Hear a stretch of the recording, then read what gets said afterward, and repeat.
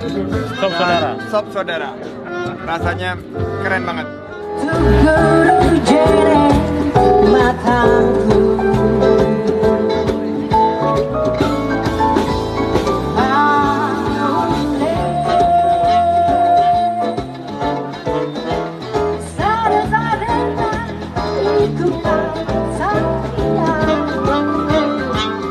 Makassar Jazz Festival akan dilakukan kembali di Port Rotterdam ya.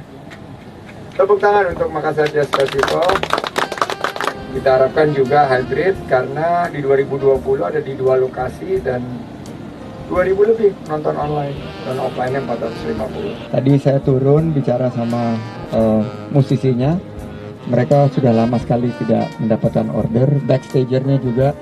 Jadi ini bentuk dari keberpihakan kita untuk menghadirkan satu kebijakan yang penuh berkeadilan. Dan tahun ini mudah-mudahan tidak akan ada kendala.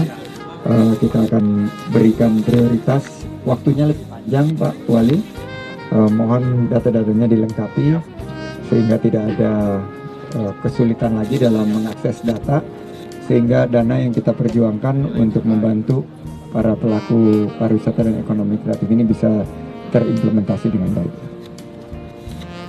Wah. Terima kasih.